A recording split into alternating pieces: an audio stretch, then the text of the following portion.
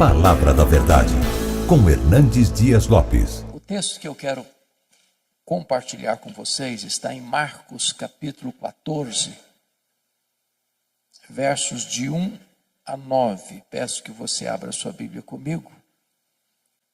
E ao abrir o texto, mantenha a sua Bíblia aberta nesta passagem. Eu estou usando a versão ARA, revista e atualizada. Eu não sei se nós temos a projeção do texto, mas se não tiver, acompanhe comigo a leitura. Marcos 14. Está escrito assim: dali a 2 dias, era a Páscoa e a festa dos pães asmos. E os principais sacerdotes e os escribas procuravam como prenderiam Jesus à traição e o matariam. Pois diziam: não durante a festa, para que não haja tumulto entre o povo. Estando ele, Jesus, em Betânia, reclinado à mesa, em casa de Simão o leproso, veio uma mulher trazendo um vaso de alabastro com preciosíssimo perfume de nardo puro. E quebrando o alabastro, derramou o bálsamo sobre a cabeça de Jesus. Indignaram-se alguns entre si e diziam: para que esse desperdício de bálsamo? Porque este perfume poderia ser vendido por mais de 300 denários e dar-se aos pobres. E murmuravam contra ela. Mas Jesus disse: deixai-a, por que a molestais? Ela praticou boa ação para comigo. Porque os pobres sempre os tendes convosco, e quando quiserdes, podeis fazer-lhes bem, mas a mim nem sempre me tendes. Ela fez o que pôde. Antecipou-se a ungir-me para a sepultura. Em verdade vos digo, onde for pregado em todo o mundo o evangelho, será também contado o que ela fez para a memória sua. Amém. Bom, o contexto desta passagem está meridianamente claro. Trata-se de 2 dias antes da Páscoa. A Páscoa era a maior festa dos judeus. Relembrava a libertação histórica dos escravos do Egito para a liberdade do povo de Deus. A Páscoa era a alegria dos judeus e ao mesmo tempo o terror dos romanos. Os romanos tinham medo de motim e de rebelião. E nesta época da Páscoa, a população de Jerusalém quintuplicava. E a preocupação era tamanha que o governador romano transferia todo o seu aparato militar de Cesareia Marítima, onde estava a sede do seu governo, para Jerusalém. Até mesmo o tetrarca da Galileia, Herodes Antipas, mudava o seu gabinete para Jerusalém durante essa festa. E está escrito que 2 dias antes dessa festa, as autoridades judaicas, os sacerdotes principais e os escribas tramavam, urdiam, conspiravam nos bastidores a prisão de Jesus à traição, para matá-lo depois da festa, quando o povo já tivesse ido embora, portanto longe dos holofotes. Mas é muito curioso que Mateus 26, texto paralelo deste, nos informa que 2 dias antes da Páscoa, foi Jesus quem disse para os seus discípulos que ele haveria de ser entregue nas mãos das autoridades judaicas. E aí você conclui que quando os homens tramam, urdem, conspiram, maquinam, pensando que eles estão no controle, eles estão apenas cumprindo uma agenda já estabelecida pelo próprio Deus. Quem tem as rédeas da história e controla o mundo, a história, a igreja e a sua e a minha vida, é o Senhor Deus, o Todo-Poderoso. Vale destacar que enquanto aqui em Jerusalém se trama a prisão e a morte de Jesus, ali bem perto, em Betânia, 10 quilômetros, uma família prepara uma festa para Jesus. E Jesus ainda hoje desperta sentimentos tão diversos. Ele é amado por uns, odiado por outros, adorado por uns, rechaçado por outros. É importante entender ainda que esse jantar que foi oferecido a Jesus em Betânia aconteceu na casa de um homem chamado Simão. E a Bíblia não dá o sobrenome dele, não dá nenhuma característica dele, a não ser levantar um adjetivo, um epíteto: Simão, o leproso. É óbvio que esse homem não era mais leproso, porque se o fosse, sequer poderia ficar em casa, muito menos oferecer um jantar e convidar pessoas para sua casa. Mas se esse homem não era mais leproso, e certamente não o era mesmo, por que Marcos registra que o jantar ocorreu na casa de Simão, o leproso, e não na casa de Simão, o ex-leproso? Para advertir-nos de um grande perigo, o perigo de rotular pessoas, o perigo de carimbar gente, porque rótulos ficam, mesmo quando eles não são mais necessários. O doente está curado, o cativo está liberto, o perdido está salvo, mas o rótulo ficou. Então não carimbe gente, porque Deus pode mudar a história delas. Também é digno de nota que quem se destaca nesse jantar é uma mulher. E nos evangelhos chamados sinóticos, Mateus, Marcos e Lucas, que relatam esse episódio, embora Lucas passa de raspão, essa mulher é incógnita. Essa mulher não tem nome. Ela é anônima. Porém, em João 12, texto paralelo deste, essa mulher tem nome. Essa mulher é Maria, irmã de Marta e de Lázaro. E ela tem uma biografia belíssima, porque ela só aparece 3 vezes na Bíblia. E nas 3 vezes que Maria aparece nos registros bíblicos, ela está no topo do mundo, aos pés de Jesus. Porque não há lugar mais alto no mundo do que aos pés de Jesus. A primeira vez que ela aparece, lá em Lucas 10, ela está aos pés de Jesus para aprender. E a maior e melhor academia do mundo é assentarmos-nos aos pés de Jesus. Porque ele não é um alfaiate do efêmero, ele é o escultor do eterno, ele é o mestre dos mestres, ele é o Senhor dos senhores. A segunda vez que Maria aparece na Bíblia, está lá em João 11, e ela mais uma vez está aos pés de Jesus, agora para chorar, ensinando-nos que aos pés de Jesus é onde encontramos a mais rica fonte de consolo para o nosso coração machucado e ferido. Mas finalmente, aqui no texto, mais uma vez ela está aos pés de Jesus, agora para agradecer.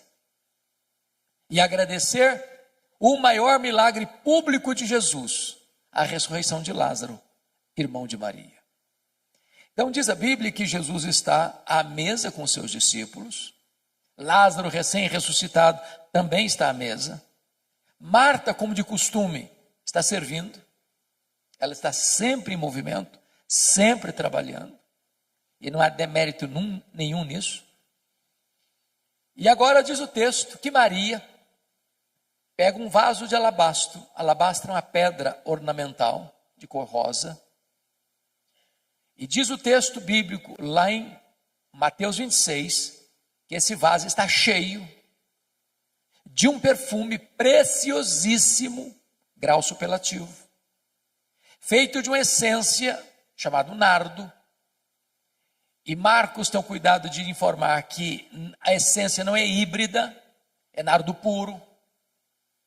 E João nos informa que esse vaso contém 1 libra de perfume.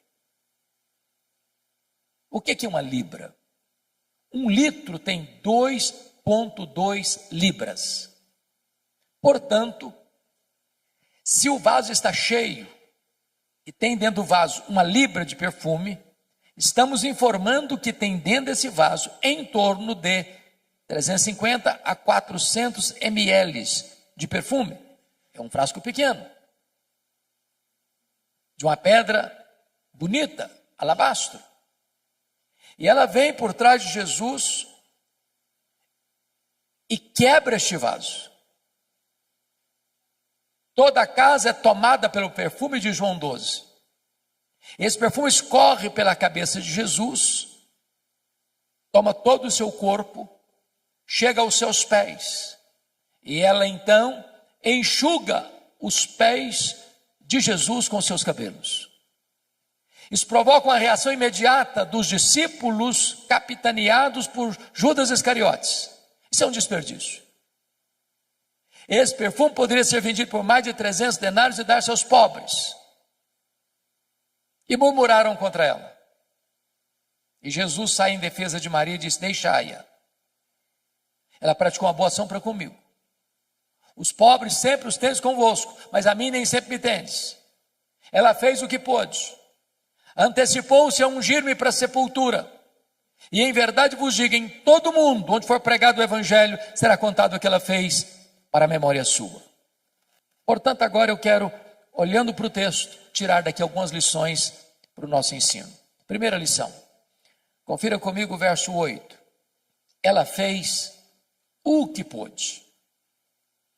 Sempre que leio isso, o meu coração é fisgado por uma pergunta.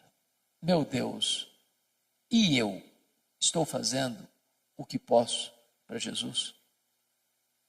Estou fazendo tudo o que posso para Jesus? Porque às vezes nós fazemos, mas fazemos relaxadamente.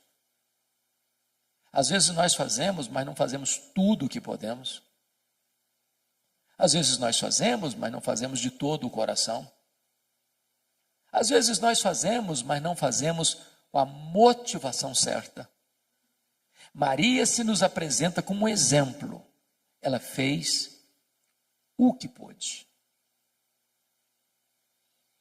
Permita-me um exemplo para clarear essa ideia.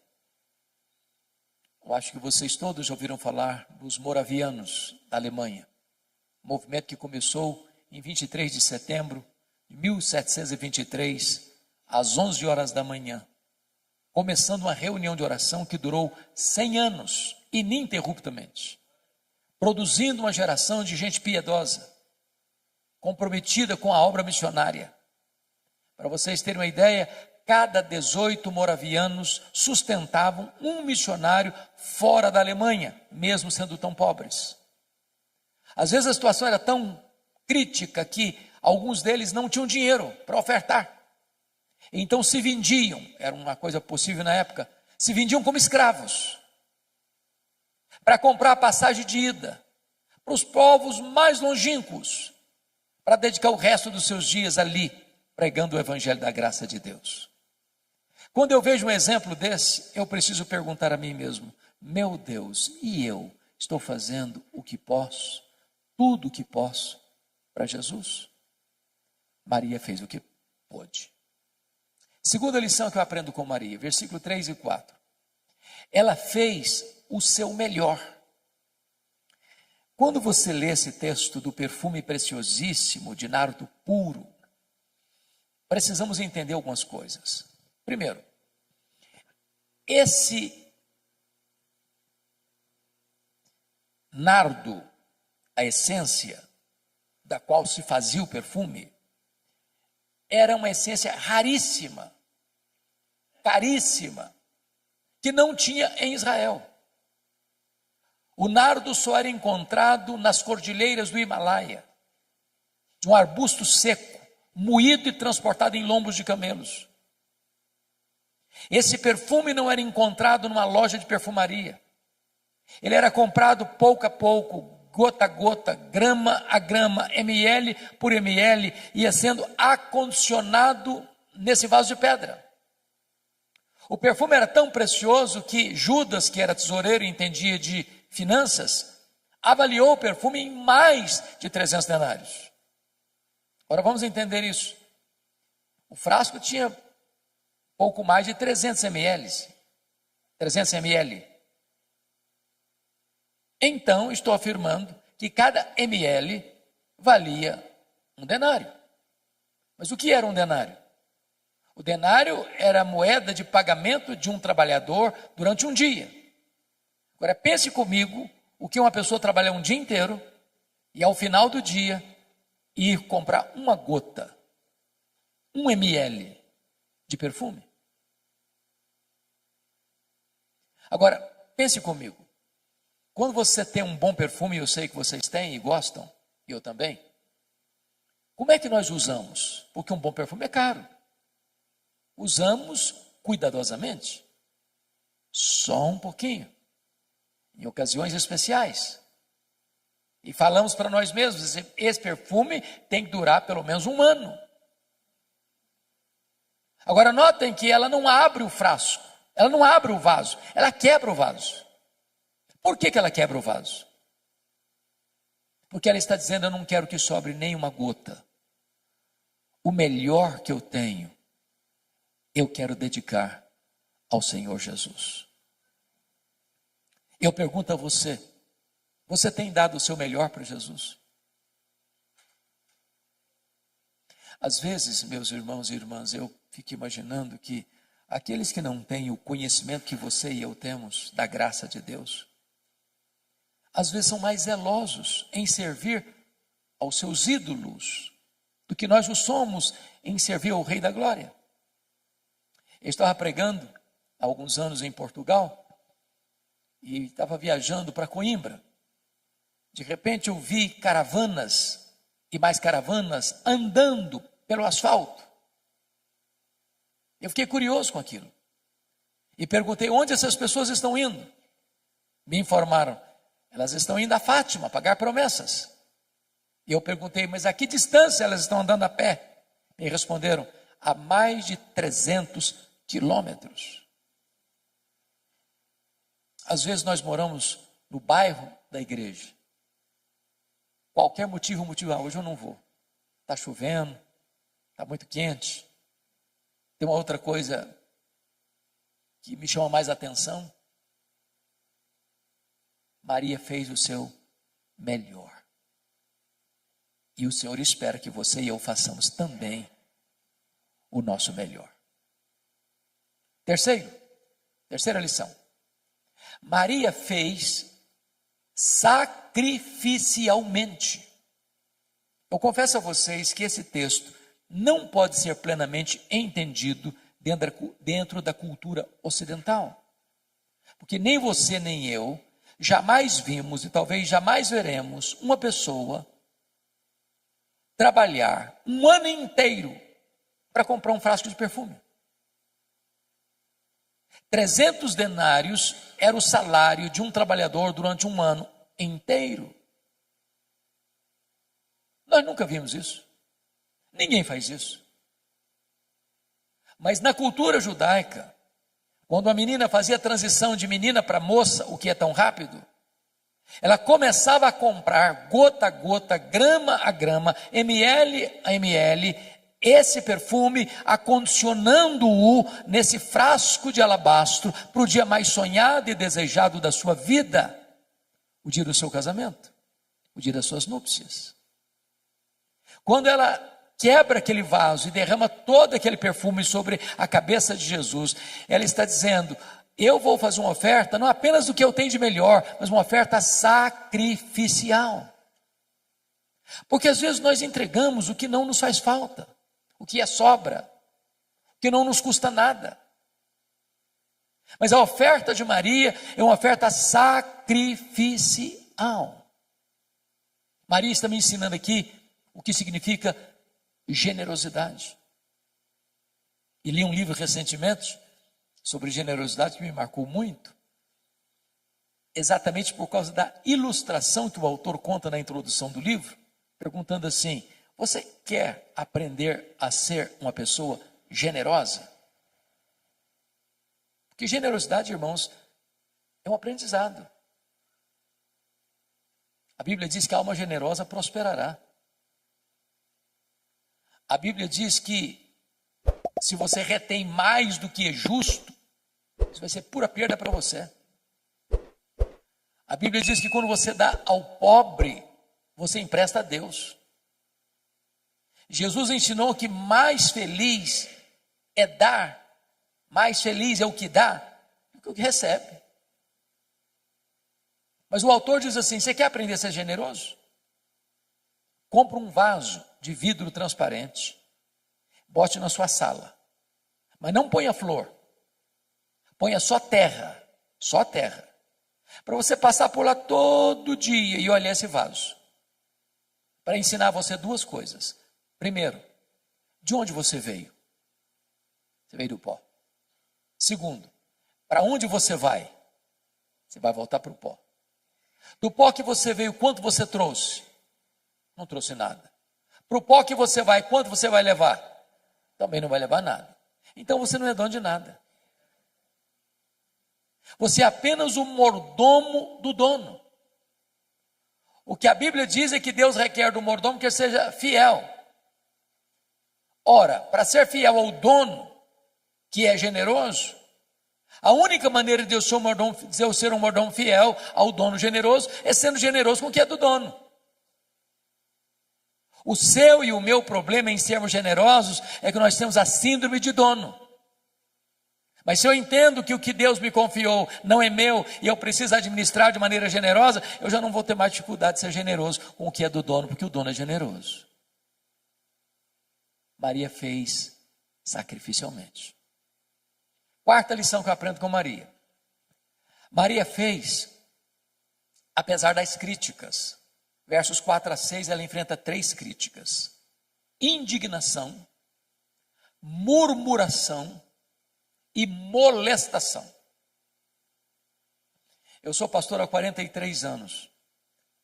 Eu confesso a vocês que eu nunca vi alguém se levantando para fazer algo relevante na vida sem enfrentar críticas. Quem tem medo de críticas não serve a Deus. Quem tem medo de críticas está mais interessado no aplauso dos homens do que na aprovação divina. Quem tem medo de críticas está construindo monumentos a si mesmo, em vez de estar trazendo glória a Deus. E notem vocês que alguns estão indignados contra Maria, mas quem são esses alguns? São os discípulos, são os apóstolos, são os líderes, que deveriam estar felizes com ela e estão indignados contra ela. E notem, eles não estão indignados com o que ela está fazendo, não. Eles estão indignados para quem ela está fazendo. Se fosse para os pobres, até que passaria. Mas para Jesus, não, isso aí é um desperdício. E notem mais, eles não estão murmurando, não. Eles estão murmurando contra ela. Eu sei que esse assunto de murmuração já acabou há muito tempo nas igrejas, não tem mais. Mas naquela época existia. Bom, chegaram ao ponto de molestarem Maria. Molestação é crime.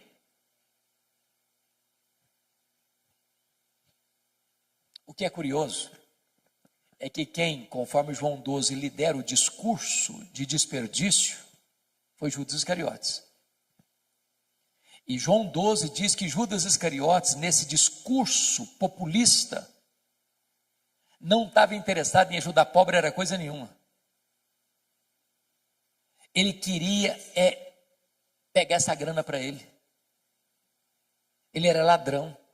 E é nessa conjuntura aqui que a Bíblia tira a máscara de Judas e o chama de ladrão. E quando você lê os evangelhos, é dessa cena aqui que ele sai nas caladas da noite para ir lá em Jerusalém e vender Jesus por 30 moedas de prata. Meus irmãos, a atitude generosa de Maria está confrontando a avareza de Judas. E aqui eu aprendo uma lição que eu gostaria de repartir com você. Você está fazendo a obra de Deus? Alguém está criticando? Alguém está murmurando? Alguém está ficando assim no seu pé, atormentando você, molestando você? Continue fazendo a obra de Deus. Você não está fazendo para agradar homens. Você está fazendo para a glória de Deus. Porque tem crentes, eu sei que não tem ninguém assim aqui, mas tem crente cristal, porcelana, hipersensível. Qualquer coisinha se melindra. Qualquer coisinha, eu também não faço mais nada na igreja, porque eu fui fazer e me criticaram. Tem gente que até sai da igreja por isso. Não, Maria não era uma mulher hipersensível. Ela estava fazendo para o Senhor, apesar das críticas. Quinta lição que eu aprendo com Maria. Maria fez só para agradar ao Senhor Jesus. João 12 traz-nos uma informação que só ele traz. É que Maria enxuga os pés de Jesus com seus cabelos. Na cultura brasileira, ocidental, isso não significa nada. Apenas um gesto de humildade.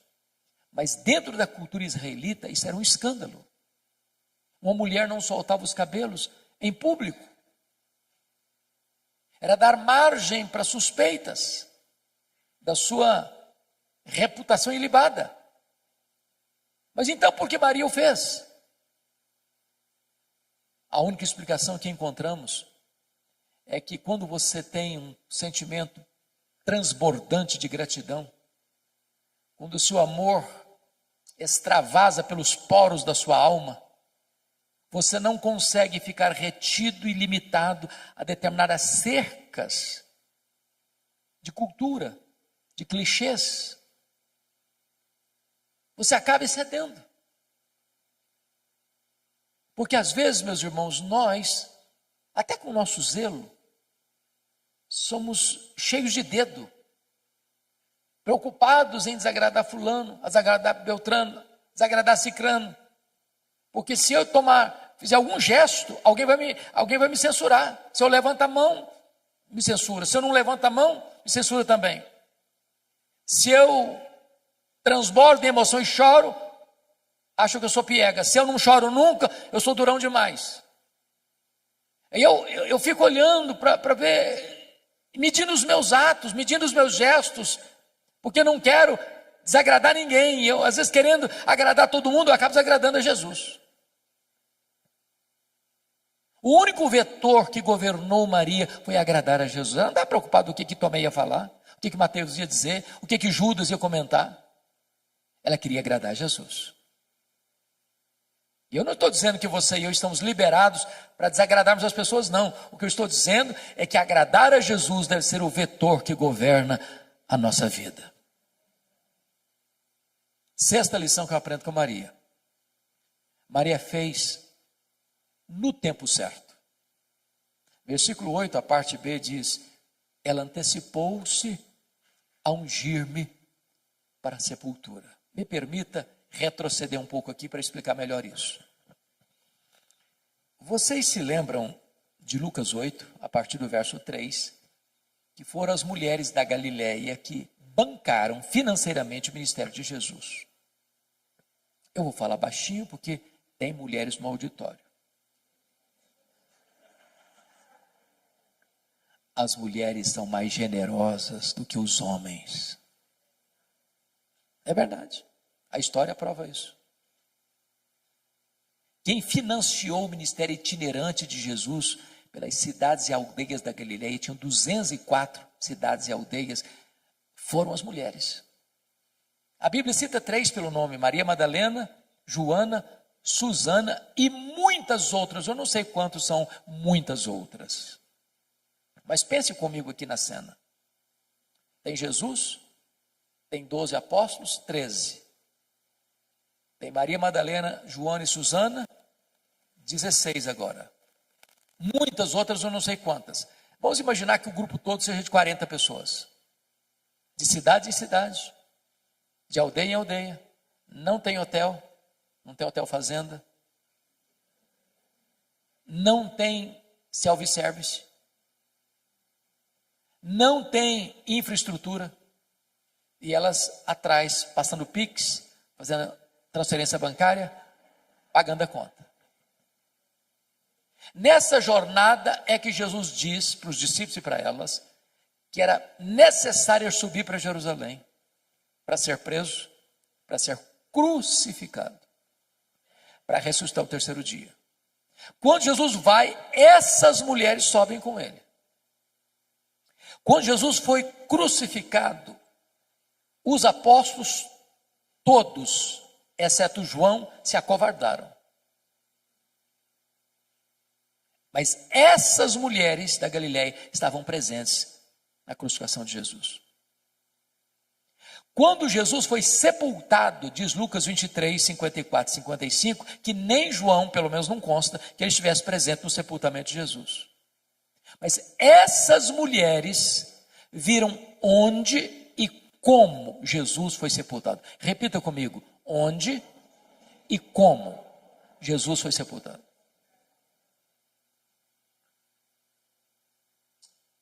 Agora vamos entender um pouco melhor.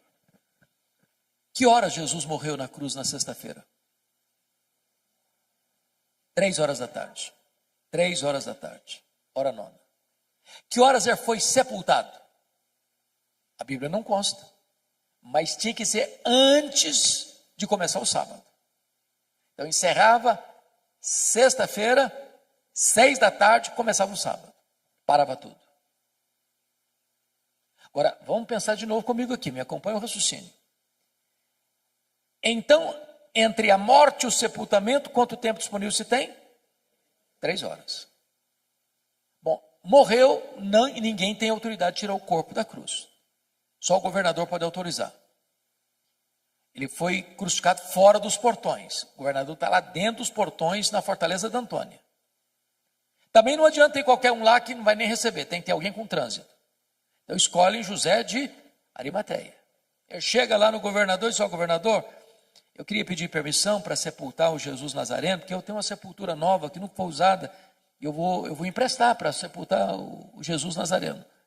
O governador deve estar falando assim: não deu prazo para morrer não. E demora. E demora muito. Tem gente que fica um dia inteiro aí. Não, mas morreu. Não morreu. Mas morreu sim, senhor. Não, eu só acredito se o centurião vier aqui me falar que morreu. Não tinha telefone celular. Tive que ir lá chamar o centurião. Trazer o centurião aqui. Ah, morreu sim, senhor. Então tem que fazer um documento. Agora tem que ir lá no mercado comprar lençóis. Mas tem que ir numa outra loja comprar perfumes. Agora tem que tirar o corpo da cruz, agora tem que limpar o corpo, agora tem que colocar perfume no corpo, agora tem que enrolar o corpo no lençol, agora tem que tirar daqui e levar para o túmulo, mas o túmulo é novo, nunca foi usado, tem uma pedra imensa para rolar, tem que rolar a pedra, tem que botar o corpo, tem que rolar a pedra de novo. Muito pouco tempo. E as mulheres estão lá de butuca, olhando onde e como Jesus foi sepultado. Eu não sei, a Bíblia não deixa isso tão claro, mas a compreensão que eu entendo, que eu tenho, é que logo que terminou o sábado, que hora que terminou o sábado? Sábado, 6 da tarde. Elas correm no mercado para comprar o quê? Perfumes. E por quê? Por quê? Meu entendimento é que mulher não gosta de nada mal feito. Elas estão olhando, estão observando. Pensaram assim: esse serviço que fizeram ficou mal feito. Quando terminar o sábado, nós vamos voltar e vamos fazer esse serviço direito. Quem está voltando no túmulo não são os apóstolos, estão trancados com medo, acovardados. Quem bota a cara na rua, num ambiente hostil, são as mulheres da Galileia. Quando elas chegam, uma surpresa, a pedra está rolada. Quando elas entram, outra surpresa, o túmulo está vazio. Quando elas saem, uma outra surpresa, o anjo pergunta para elas: o que vocês vieram fazer aqui? Procurar entre os mortos aquele que está vivo. Ele não está mais aqui não, ele ressuscitou. O que o anjo está dizendo para essas mulheres? Vocês fizeram muita coisa para Jesus, mas uma coisa vocês não fizeram. Vocês não anteciparam a ungir o corpo dele para a sepultura. Agora ele não precisa mais. Lição aprendida? Faça no tempo certo. Há coisas, irmãos, que ou fazemos hoje ou nunca teremos oportunidade de fazer. Oportunidade passa. Nunca deixa para amanhã o que você pode fazer hoje. Nunca faça a oração de Faraó. Pediu para Moisés orar por ele, para as rãs irem embora amanhã. O problema era de hoje. Amanhã pode ser tarde demais. Eu não sei se vocês concordam comigo, há duas coisas que me chocam muito na cultura brasileira. A primeira delas são os nossos funerais.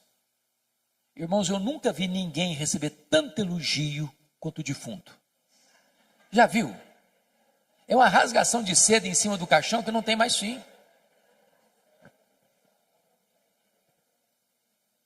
A pergunta é se aquela pessoa em vida escutou alguns daqueles elogios. Porque um defunto não fica feliz por você elogiá-lo.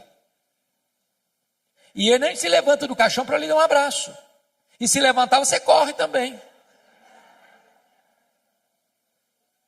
Então não espere a pessoa morrer para elogiar. Que tem crente assim, muito espiritual, que diz, não, mas esse negócio de elogiar é um perigo, a pessoa vai ficar vaidosa. O que a Bíblia proíbe é hipocrisia. Mas um elogio sério, sincero, oportuno, é um bálsamo. A segunda coisa que me choca na nossa cultura é que defunto recebe mais flores do que vivos. Faz sentido isso? Não faz sentido, gente. Eu fui num funeral certa feita e contei 86 coroas de flores. Contrataram um caminhãozão para levar as flores, um caminhãozinho desse tamanhozinho para levar o defunto.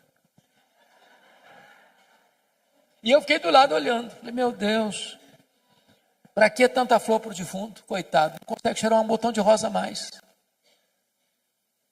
Mas sabe por que os mortos recebem mais flores do que os vivos? Porque a voz do remorso é maior que a voz da gratidão. Não espere a pessoa morrer para mandar flores. Mande flores enquanto ela pode admirar as flores. Colocar num bonito jarro, botar na sua sala.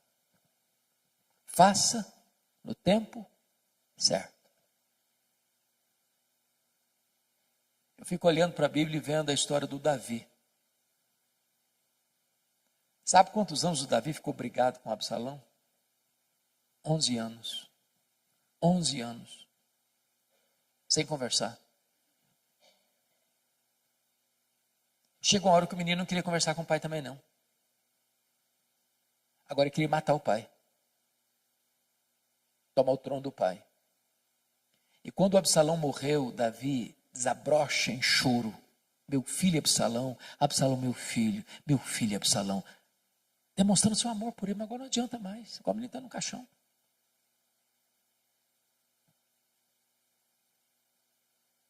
Não espere para amanhã. Faça hoje, enquanto é tempo. No tempo certo. Mas deixa eu terminar com a última lição de Maria, a sétima lição do texto. Versículo 9. Maria fez com reflexos para a eternidade. Jesus diz, em verdade vos digo, em todo mundo, onde for pregado o evangelho, será contado o que ela fez para a memória sua. E essa profecia de Jesus, proferida numa casa pequena, numa vila pequena, há 2000 anos, tem sido contada dos outeiros da história, nos ouvidos do mundo. E essa profecia se cumpre hoje, exatamente dia 8 de março, de abril, 8 de abril de 2025, um hotel fazenda em Poços de Caldas, Minas Gerais. A grande pergunta desse texto é o que é que você e eu estamos fazendo hoje que vai reverberar nas futuras gerações? Que marcas nós vamos deixar? Que legado nós vamos deixar para as futuras gerações? Eu não sei se você pensa nisso, de vez em quando eu penso. Qual vai ser a frase que eles vão botar naquela plaquinha de mármore branco que fica em cima da sepultura? Se Jesus não voltar antes, depois de 50 anos que nós tivermos partido e alguém passar lá e espanar a poeira, será que a nossa vida vai impactar alguém ainda? Nós estamos vivendo uma geração egoísta, narcisista, consumista, materialista. Nas palavras de A.W. Tozer, estamos vivendo uma geração que está olhando para o seu próprio umbigo.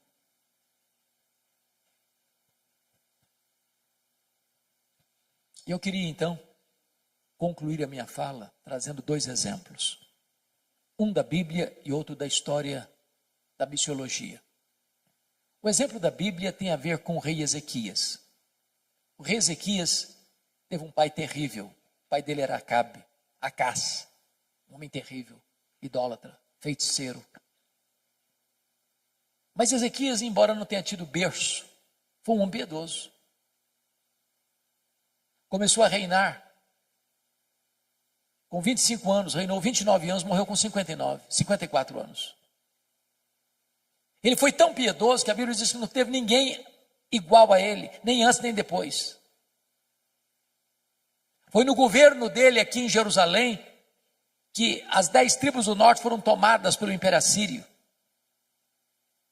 Quando ele tinha 39 anos, ele enfrenta 2 terríveis problemas. Primeiro, um cerco militar do mesmo exército que tinha tomado Samaria, agora cerca Jerusalém e dá uma ordem para ele: se renda, porque Deus nenhum poderá livrar você da minha mão. Se não bastasse isso, diz a Bíblia que ele sofreu uma enfermidade física, uma úlcera, que médico nenhum conseguiu resolver.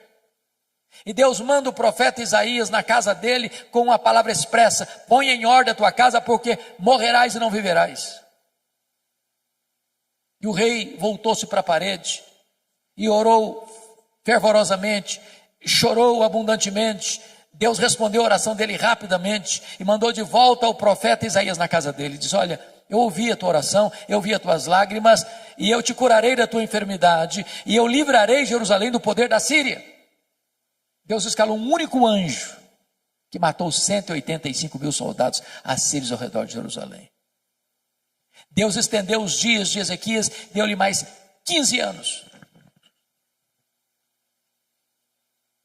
E agora, a notícia do milagre foi tamanha, e reverberou para fora das fronteiras de Israel, e chegou lá longínquamente na Babilônia, o império estava se formando.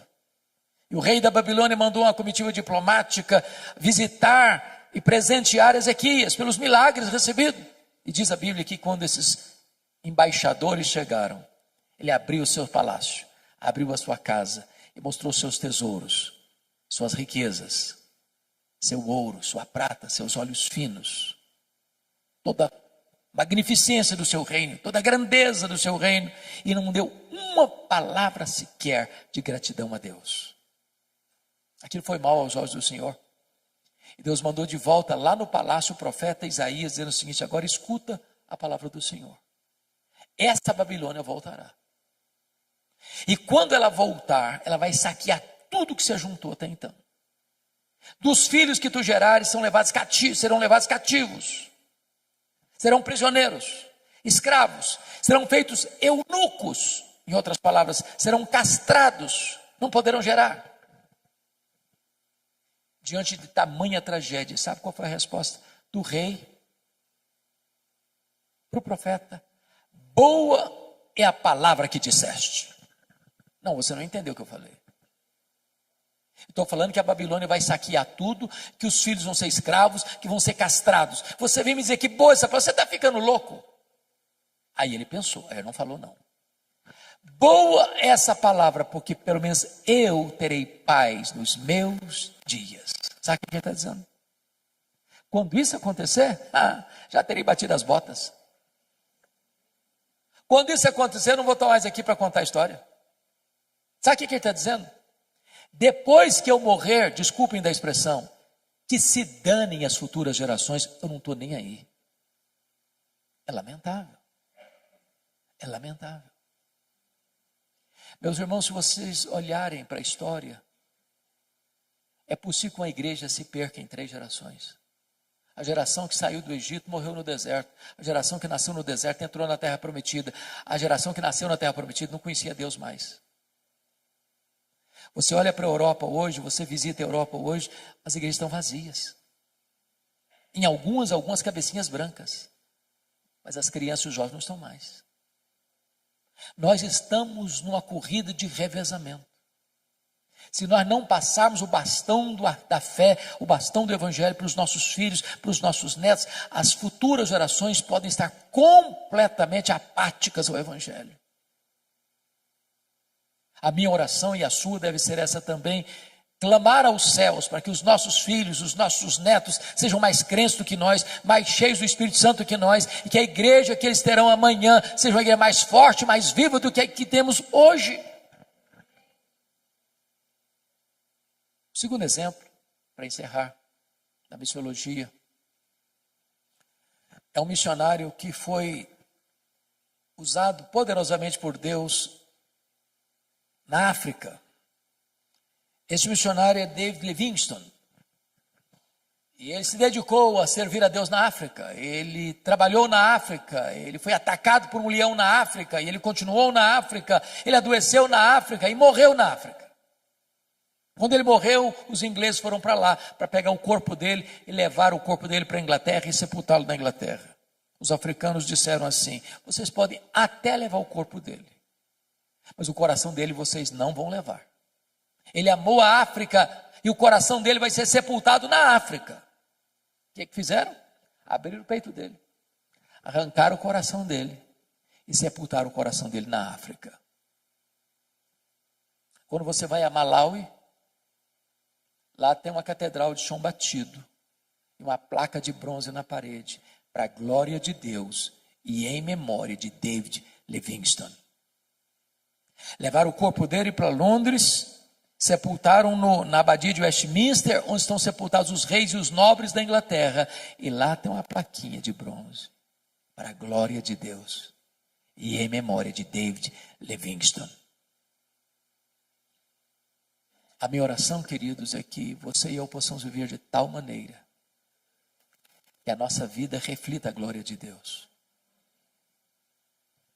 E que as pessoas, ao lembrarem da nossa existência, possam ser motivadas a conhecer a Deus, a amar a Deus, a andar com Deus. Isso traga glória para o nome de Deus. Que você e eu possamos imitar Maria, que viveu aos pés do Senhor, para aprender, para chorar, para agradecer. Fazendo o que pôde, fazendo o seu melhor, fazendo sacrificialmente, fazendo apesar das críticas, fazendo só para agradar a Jesus, fazendo no tempo certo, fazendo com reflexos para a eternidade. Que Deus nos abençoe. Amém.